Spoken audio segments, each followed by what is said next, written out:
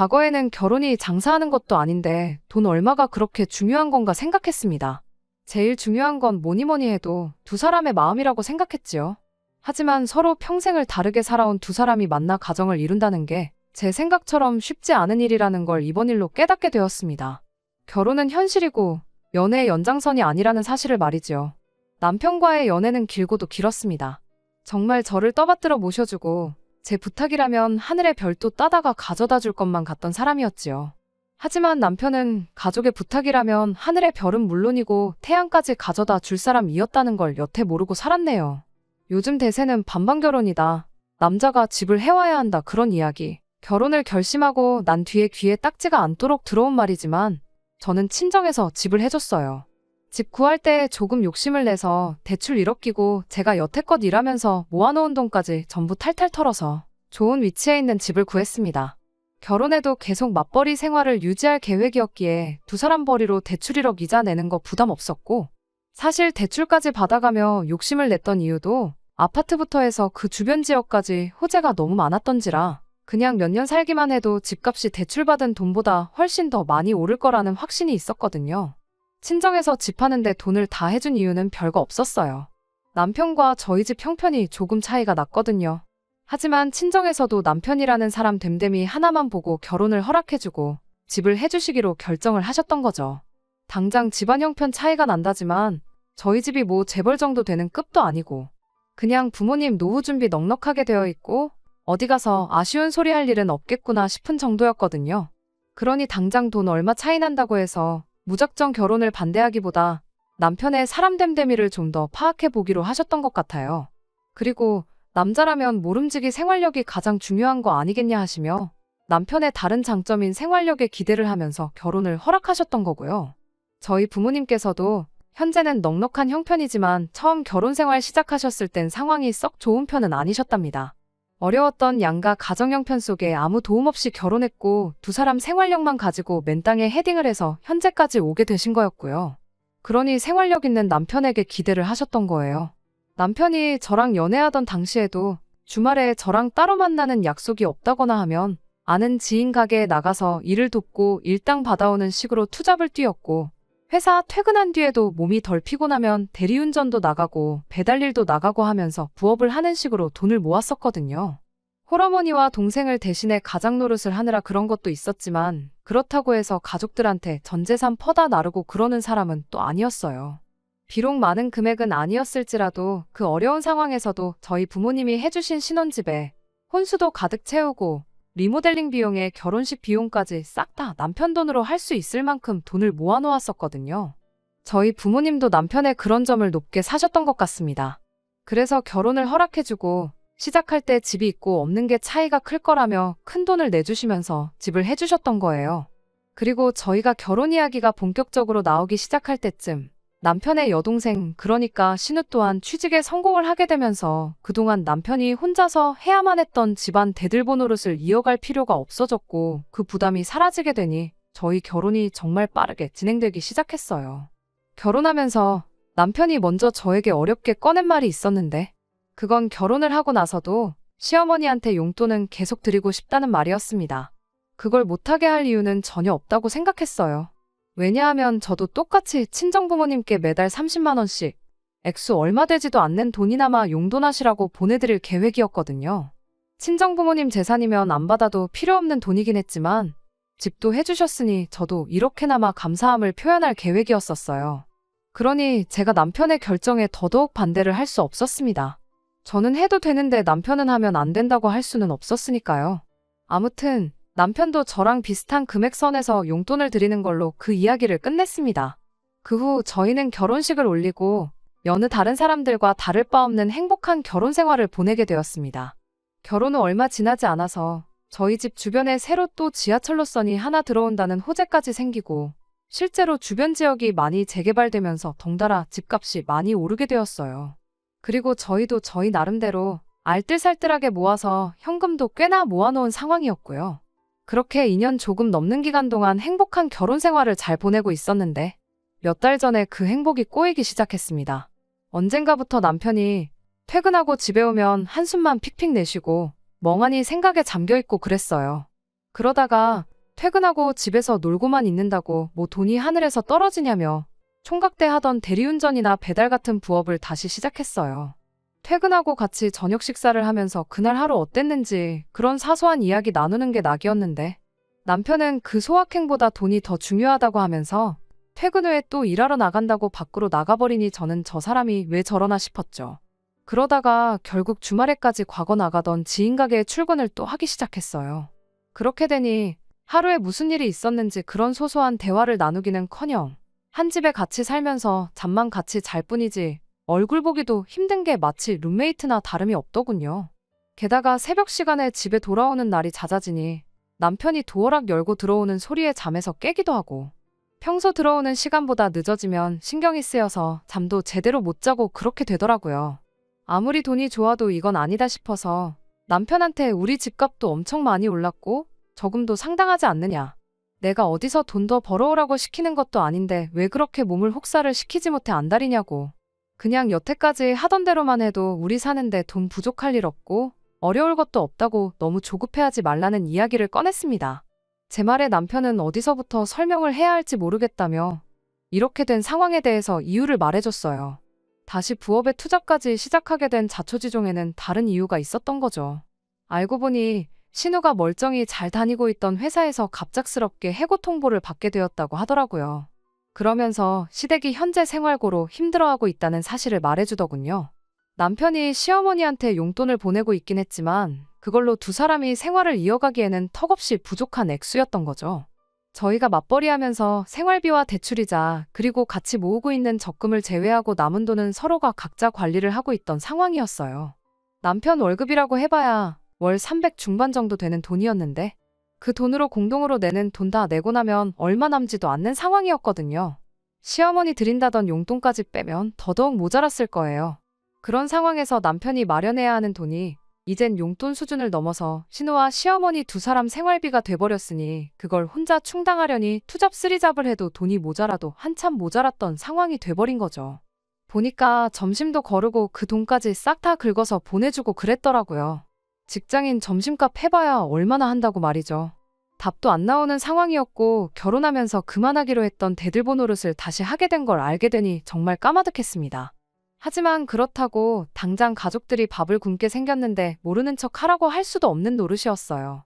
신우가 해고를 당하긴 했지만 아직 나이도 어리고 그간 회사 다니면서 쌓인 경력도 있으니 금방 다시 취직을 하지 않겠냐, 그때까지 당분간만 이렇게 하면 안 되겠냐 부탁을 해오는데 제 월급까지 해서 시댁 생활비를 내주겠다고 나설 수도 없었고 그저 신우가 하루빨리 다시 일자리를 구하길 바라는 것 말고는 제가 할 수 있는 일이 없었습니다.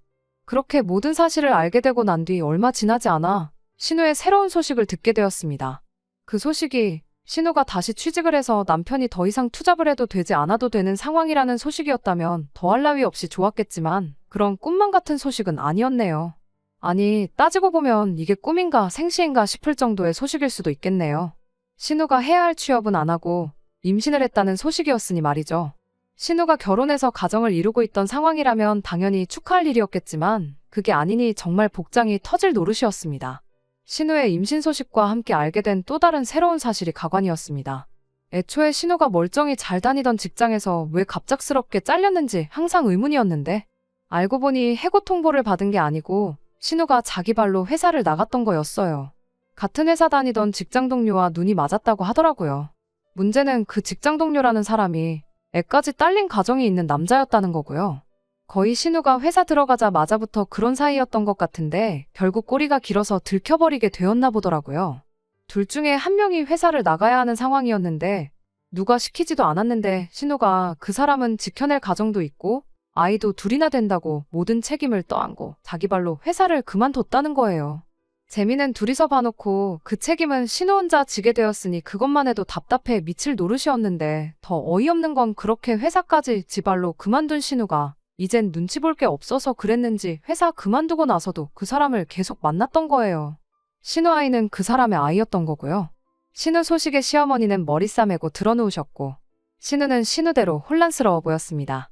그 아이를 낳고 말고는 다 큰 어른인 신우가 결정할 일이라고 생각했고 제가 왈가왈부할 필요도 없다고 생각했어요. 제가 달리 해줄 수 있는 건 없었고 대신 신우한테 일단 비상금으로 가지고 있으라고 남편이 보내주던 생활비와는 별도로 제 돈에서 300만 원 인출해 보내줬습니다. 신우는 그 돈을 받고도 별로 고마워하는 눈치는 아니었어요. 뭐 저도 생색내겠다고 보내준 돈이 아니기도 했고 신우도 그 상황에 심적으로 많이 힘들고 혼란스러울 테니 제 정신이 아니겠구나 싶어서 그걸 가지고 트집 잡고 그러지는 말자 생각하고 그냥 넘어갔습니다. 그 날로부터 2달이 지났는데 신우에 대한 별다른 소식이 없는 걸로 보아 신우는 그 아이를 낳기로 결심을 한 듯 보였습니다.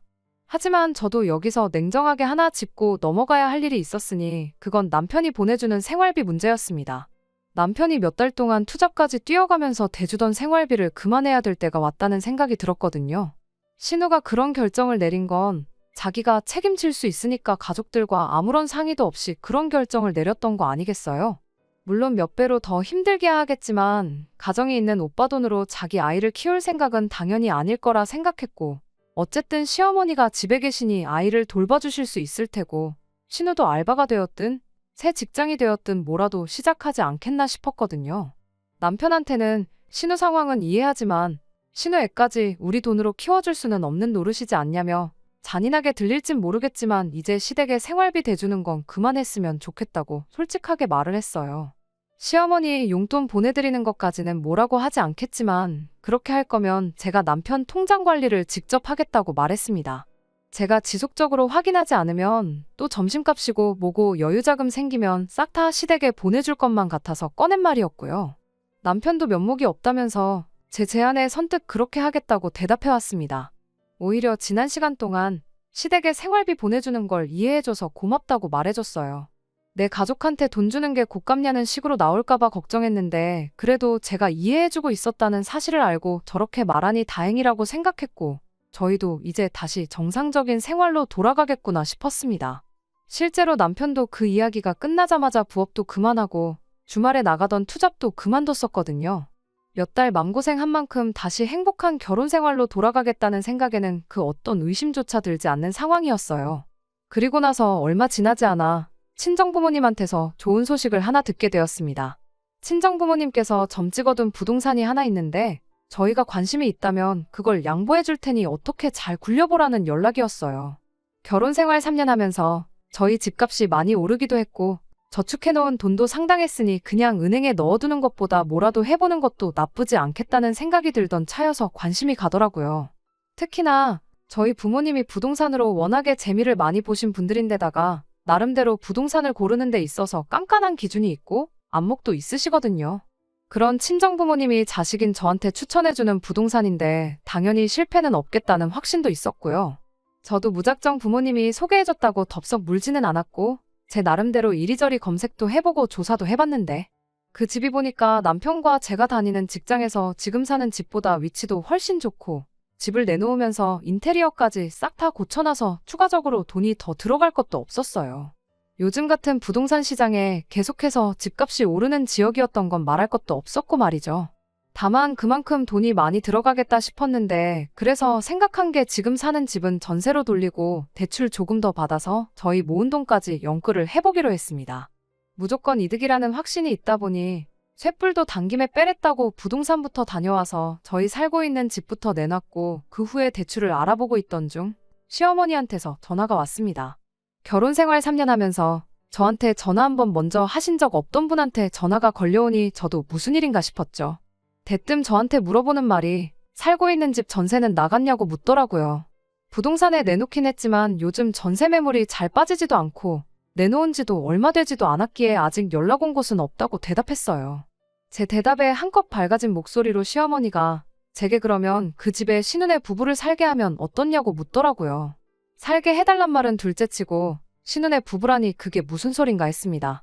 그 이후로 시간이 얼마나 길게 지난 것도 아닌데다가 신우 결혼식이 있었다면 제가 안 갔을 리가 없는데 대뜸 신혼의 부부라니 무슨 소리인가 싶었어요.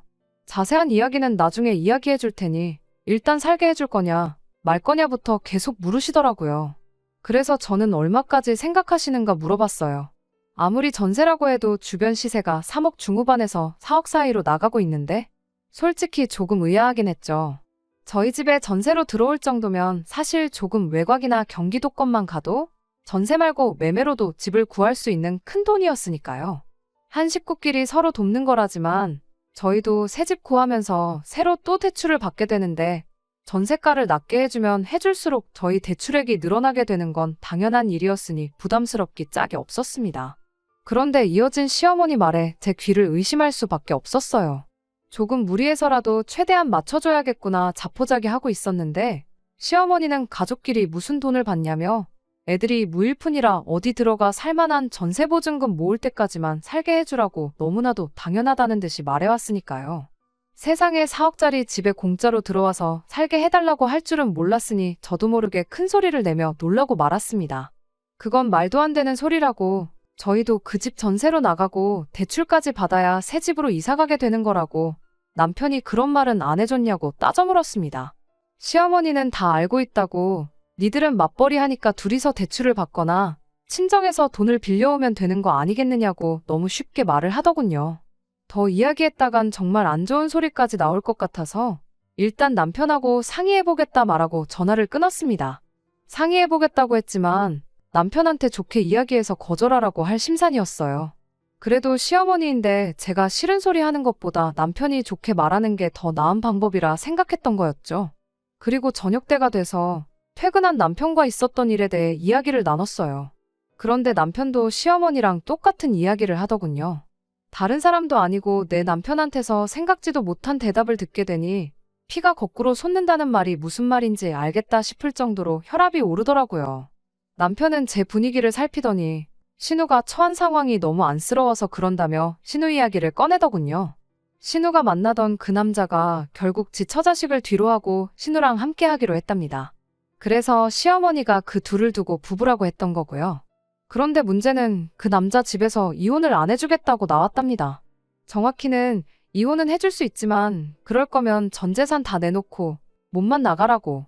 그러면 합의 이혼을 해주겠다 나왔다네요. 매달 줘야 하는 양육비는 말할 것도 없고요. 아무튼 그 조건이 아니면 이혼은 없다고 나왔답니다. 그 와중에 신우는 정신 못 차리고 무늬만 아빠는 싫다고 해달라는 대로 다 해주고 이혼을 하라고 강요를 했고 결국 그렇게 두 사람은 결혼식은 일단 미루고 살림 먼저 합치게 되었다는 거예요. 그런데 당장 개털인 남자가 몸만 들어왔는데 집이고 뭐고 구할 방법이 없는 와중이었다는데 그때 저희가 마침 타이밍 좋게 집을 전세로 내놓은 상황이었던 겁니다. 남편은 조카도 몇 달 뒤면 태어날 텐데 집도 절도 없는 동생네 노숙은 시킬 수 없지 않느냐며 불쌍한 동생네 부부를 위해 저희 집을 내주자는 헛소리를 하고 있던 거였어요. 저희는 당장 맞벌이 하니까 대출 더 받는 거는 문제도 아니고 제가 원한다면 자기가 투잡 탓이 뛰면서 대출이자를 전부 자기 돈으로 감당하겠다고 그러면 상관없는 거 아니냐고 나오는데 아주 답답해서 속이 터지기 일보 직전이었습니다. 남편하고 이야기해서 잘 해결해 보려고 했는데 이건 제가 신우 혹은 시어머니랑 직접 만나 단판 짓지 않으면 끝나지 않겠다는 생각이 들었어요. 일단 남편한테는 나는 더 할 말이 없으니 나중에 다시 이야기하자고 하고 다음날 퇴근 후에 저는 시댁으로 곧장 향했습니다. 시어머니도 눈치가 있는지 말도 없이 불쑥 찾아온 제가 무슨 이야기를 하러 온지 어느 정도 짐작을 했나 보더라고요. 저보고 한가족끼리 너무하다며 집을 달라는 것도 아닌데 내 딸이 들어가 잠깐 살게 해주는 것도 못 해주냐, 더군다나 맏며느리면 가족들을 위해 희생해야 하는 거 아니냐 하는 말도 안 되는 소리를 늘어놓더군요. 그렇게 신우 살 곳이 걱정되면 어머님 집에 같이 살면 되는 거 아니냐, 아직도 한 집에 같이 살고 있는데 사위 한 명 더 드리는 건 또 안 될 게 뭐냐고 따졌죠. 신우 애 태어나면 어머님이 애 봐주고 신우도 직장 다시 구해서 나 죽었소 하고 몇 년 맞벌이하면 애 학교 가기 전에 독립할 돈 정도는 모을 수 있는 거 모르시냐? 굳이 내 집을 내줘야 하는 이유가 도무지 이해가 되질 않는다. 처음에는 저도 대화로 다른 해결책을 모색해볼 요량으로 제 생각을 이야기했는데 시어머니는 제 말에 그 집이 어디 네 혼자 집이냐고 제 말에 꼬투리를 잡더라고요. 설마 남편이 인테리어 비용한 거랑 혼수해온 거 가지고 소유권을 주장하려는 거냐 따져 물었어요. 그 말에 어디 그뿐이겠냐며 여태까지 대출도 같이 갚아오지 않았냐고. 네 혼자만의 집이라 생각하지 말거라 하는 겁니다. 대출이라 봐야 1억 받은 게 전부고 3년 동안 갚아봐야 얼마나 갚았겠냐고. 아직 반이반도 안 갚았는데 6천 들고 와서 4억 집이 공동소유라고 주장하는 게 말이나 되냐고 따졌죠. 인테리어 비용 2천에 혼수랑 여태까지 남편이 갚은 대출이자 당장 다 돌려주는 거 일도 아니라고. 지금 제가 여기까지 찾아온 이유는 내 집에 신우 살게 할 생각 없다는 거 확실하게 하러 온 자리니까 이야기 길게 하지 말자고 말했습니다. 시어머니는 제 말에 대답도 안 하고 지금 내 아들 내쫓는다고 협박이라도 하려는 거냐며 너 니네 부모한테 가정교육 그렇게 받았냐고 아주 싸가지가 없다고 따지고 들더군요. 부모님 이야기까지 나오는 걸 보니 상황이 갈 때까지 간 것 같았고 더 되돌릴 수도 없겠다는 생각이 들었습니다. 그래서 저도 여과 없이 시어머니한테 한마디 했어요. 어머님이야말로 신우 가정교육을 어떻게 시켰길래 저 모양 저 꼴이냐. 멀쩡히 가정이 있는 남자 꼬시다 걸려서 직장까지 잘렸으면 거기서 적당히 하고 멈춰야지. 뭘 잘했다고 그 꼴을 당하고도 그 남자를 계속 만나다가 한 집안을 풍비박산을 내놓고 이제는 지 오빠 결혼 생활까지 파탄을 내려고 하고 있지 않느냐고. 저도 할 말 못할 말 가리지 않고 따발총 마냥 쏘아댔어요. 시어머니 얼굴이 시뻘개져서 곧 뒷목이라도 잡을 기세로 부들부들거리고 있더라고요. 돈 관리를 어떻게 했길래 신우 직장 잘리자마자 아들한테 투잡 쓰리잡을 시켜가며 생활비를 받아낼 때 알아봤어야 했다. 쉬지 않고 제 할 말만 계속 쏟아냈습니다. 집안까진 들어가지도 못하고 현관문 앞에 서서 시어머니랑 설전을 벌이고 있는데 벼랑간 벌컥하고 현관문이 열리는 소리가 들리더라고요. 반사적으로 고개를 돌렸는데 거기엔 남편이 서 있었습니다. 시어머니가 제가 찾아온 걸 보고 문 열어주기 전에 남편한테 전화부터 했었나 보더라고요. 그 전화를 끊지 않고 내버려둔 건지 시어머니랑 저랑 싸운 내용을 남편은 전화기 너머로 다 듣고 있던 상황이었나 보더군요. 그리고 그 자리에서 남편은 제가 아닌 가족을 택했습니다. 평생 저한테 화 한 번 낸 적 없는 사람이었는데 저를 향해 고래고래 소리를 치더군요. 어디 어른한테 말버릇이 그따위냐고 하면서 당장 무릎 꿇고 빌라고 하길래 무릎 꿇고 빌어야 할 사람이 누군데 이러냐, 당신 뜻이 뭔지 잘 알겠다 말하고 그 길로 시댁 현관문 밖으로 뛰쳐나갔습니다.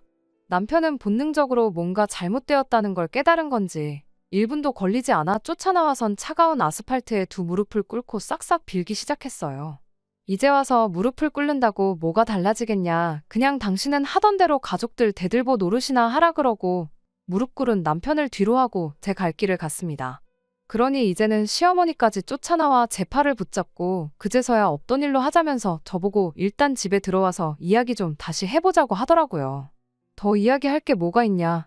있어봐야 신우한테 뭐라도 하나 해주자는 소리지 않겠냐 말하고 나는 그 꼴을 보고 살 인내심이 없다고. 아드님은 돌려드릴 테니 망해버린 딸 인생 위에 아들 인생까지 희생시키시라 말하고 집으로 돌아왔습니다. 그 후로 집까지 쫓아온 남편이 자기가 앞으로는 자기 가족들 뒤로 하고 저를 위해 살겠다며 계속 빌길래 당장 시댁 생활비 보내준다고 하루에 4시간만 자면서 투잡 쓰리잡도 마다않는 사람이 그게 가당키나 한 소리냐고. 그렇게 하는 것보다 남은 인생 가족들 위해 사는 게 더 빠를 거라 말하고 이혼하자 했어요. 이혼 안 해줄 거면 시어머니랑 신우한테까지 위자료 소송 걸고 당신이 그동안 벌어놓은 돈도 가능한 대로 최대한 다 뜯어가겠다 했더니 그제서야 조용해지더라고요. 어차피 이혼당할 거면 푼돈이라도 건져서 가는 게 좋겠다고 생각했나 봐요. 결국 남편은 소원대로 지 가족들 대들보 노릇 다시 할 수 있게 가족들 품으로 돌려줬습니다. 털어봐야 땡전 한 푼 안 나올 시어머니랑 신우한테 소송까진 걸지 않았어요. 돈 몇 푼 더 받겠다고 그 집구석 인간들 얼굴 더 보는 것보다 후딱 끝내버리는 게 정신건강에 더 좋을 것 같다고 생각했거든요. 결혼했으면 와이프부터 챙겨야지. 가족들 그렇게 걱정됐으면 애초에 결혼은 왜 했는지 모르겠네요. 그렇게까지 생각하고 싶지는 않지만 나중 가서는 제 돈으로 가족들 부양하자고 했을 수도 있겠다는 생각을 하니 이렇게 이혼해버린 게 차라리 잘 된 건가 싶을 때도 있네요. 끝까지 들어주셔서 감사합니다. 오늘의 사연은 여기까지입니다. 구독과 좋아요, 알람 설정 부탁드리고 더 좋은 사연으로 다시 찾아뵙겠습니다. 감사합니다.